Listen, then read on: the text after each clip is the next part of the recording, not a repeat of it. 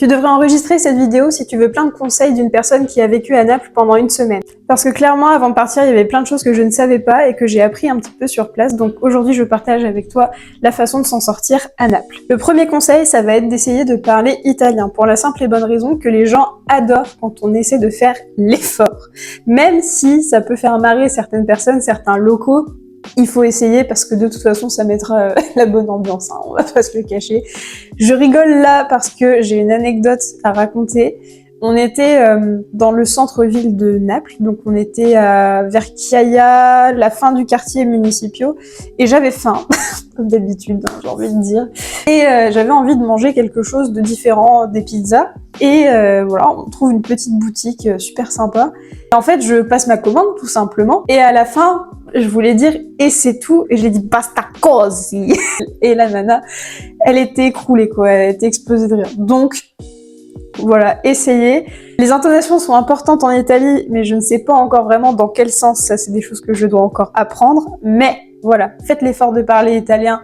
Dites buongiorno, per favore, grazie mille, arrivederci, buona giornata. Essayez, apprenez des mots et même si vous n'êtes pas forcément un pro ou au niveau expert, au moins vous aurez appris quelque chose pendant votre séjour et en plus de ça, vous vous serez sûrement amusé à essayer de reproduire l'accent italien. Et en parlant de langue, là j'ai parlé des mots, disons, basiques, hein, la vie de tous les jours, mais il y a des conversations parfois un peu plus profondes et pour ça, moi j'ai utilisé ChatGPT et Reverso Context. Et même juste pour demander un itinéraire ou comprendre ce qu'on me disait, ça m'a beaucoup servi, surtout la fonction micro sur ChatGPT. Parce que il y a certains Italiens qui parlent vite, certains mâchent leurs mots, donc quand on connaît pas vraiment la langue à 100% et qu'on n'a pas vécu en Italie, franchement la fonction micro de ChatGPT, elle m'a beaucoup aidée, mais alors à un niveau, vous n'imaginez même pas. Et autre chose, ça peut aussi aider pour les menus, parce qu'il y a certains ingrédients, certains aliments, je savais pas du tout à quoi ça pouvait correspondre en France, donc voilà, ça m'a permis de savoir et de mieux choisir mes pizzas du coup. Bon, c'est bien beau tout ça, d'avoir des applications qui nous aident, etc., mais ce qui est le plus important, ce sont les locaux. Parce que les locaux, ils vont avoir une facilité à essayer de t'aider qui est déconcertante, honnêtement. Et moi, ça a commencé dans l'avion déjà, parce que j'ai rencontré Antonio qui était sur la même rangée que nous en fait, hein, on était voisins d'avion. Donc voilà, on s'est rencontrés et moi, une fois arrivée sur place, j'avais plus internet. Donc comment vous dire que quand on connaît pas les transports en commun dans un pays étranger, c'est la... Voilà, hein, vous aurez compris. Donc voilà, on est tombé sur Antonio qui a décidé de nous aider alors qu'on se connaissait quoi depuis 2 heures. Voilà, il nous a accompagnés jusqu'à notre hébergement. Donc Antonio, si tu vois cette petite vidéo, cœur sur toi déjà. Voilà, Antonio, c'est pas le seul à avoir essayé de nous aider parce qu'on est tombé sur plusieurs personnes qui ont vraiment donné des indications, qui ont vraiment pris le temps de nous écouter, d'essayer de régler la situation tout simplement. Et c'était souvent quand on cherchait quelque chose, quand on cherchait un endroit où aller, en fait. Et pour l'exemple, je vais vous raconter une anecdote qui nous est arrivée à Garibaldi, dans le centre de Naples. On était complètement paumés, parce que on avait une certaine direction, sauf que sur les arrêts de bus, il y avait rien d'indiqué, ni le nom des arrêts de bus, ni les directions, donc on s'est retrouvés un petit peu, voilà, coincés. Donc nous, ce qu'on a fait, c'est qu'on a attendu qu'il y ait un bus qui passe pour demander à un chauffeur, comme ça on aurait eu l'information. Et ben c'est pas le chauffeur qui nous a donné l'info, mais les gens, en fait, qui étaient à l'arrière du bus, qui ont entendu et qui se sont précipités pour venir nous aider. Vraiment, ils étaient 5 personnes à se précipiter vers l'avant du bus juste pour nous répondre, quoi, pour essayer de nous aider. Ils nous disaient ligne 5, en italien évidemment, hein. Mais voilà, ça c'est quelque chose qui m'a beaucoup fait rire, mais en même temps qui m'a mis du baume au cœur parce que on sentait la volonté d'aider, mais ardente, quoi. Ils étaient hyper déter et franchement, c'est un de mes meilleurs souvenirs, alors que c'était la galère, hein, je précise. Une autre anecdote aussi qui est assez sympa, c'est que du coup, j'avais plus beaucoup de batterie sur mon téléphone et j'en avais besoin pour mon itinéraire, hein. Voilà, parce qu'on n'avait pas de carte. Et en fait, on cherchait un magasin pour acheter une batterie externe. Et on a demandé où c'était à des militaires, et eux, ils ont compris ma problématique, et ils m'ont même proposé de recharger mon téléphone pendant 5 minutes. Des militaires.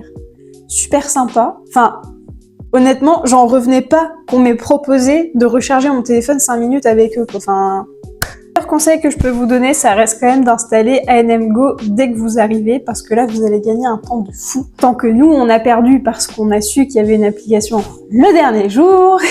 Là. Donc là, l'application, ça va vous permettre de mettre l'adresse où vous devez aller et ça va vous générer un itinéraire avec les lignes à prendre, etc. Et ça, vraiment, c'est le top. C'est un peu le Move It de chez nous. Et au niveau des transports, j'ai aussi un petit point assez important à dire, c'est que parfois le train et le métro sont dans la même station. C'est pas forcément comme en France. Et donc, ça peut provoquer parfois un peu de confusion. Dans certaines stations, bien regarder à quoi correspondent les lignes et ne pas hésiter à demander aux personnes qui travaillent dans la gare ou juste dans la station. Autre chose importante à savoir si tu vas à Naples, c'est le Coperto. Parce que ça, personnellement, je ne savais pas ce que c'était et ça m'a pas mal surprise quand je suis arrivée à Naples et je vais expliquer du coup ce que c'est concrètement. C'est la participation à la table, au couvert et au pain s'il y en a, évidemment. Donc généralement, le prix, ça se situe entre 1 à 3 € et c'est facturé par personne et ça s'affiche évidemment sur l'addition. Après, même avec le Coperto, on s'en est plutôt pas mal sorti parce qu'on a mangé quand même tous les jours dehors et ça nous a coûté à chaque fois une vingtaine d'euros, Coperto inclus. Donc voilà. Autre chose à savoir par rapport au restaurant, c'est que du coup on va vous demander comment vous consommez, donc à emporter ou alors assis. Et c'est justement là que le Coperto va arriver ou pas. Et on peut même consommer debout dans certains établissements.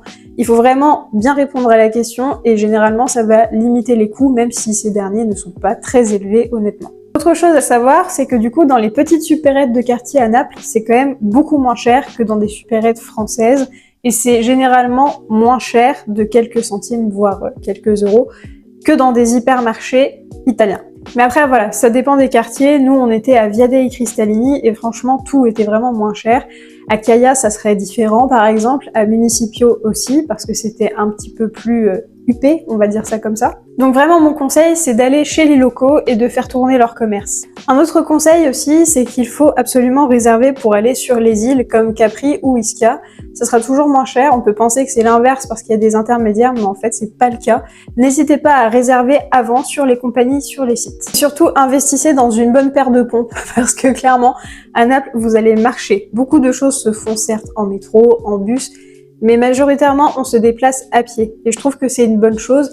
Et voilà, moi qui fais 30 000 pas par jour parce que je travaille dans un drive, j'ai fait mes 30 000 pas par jour à Naples, voire plus. Donc, prévoyez des bonnes chaussures. Enfin bref, voilà tout ce que j'aurais aimé savoir sur Naples. Et la prochaine vidéo sur tout ce que j'ai aimé là-bas va bientôt sortir. Alors abonne-toi pour ne rien rater.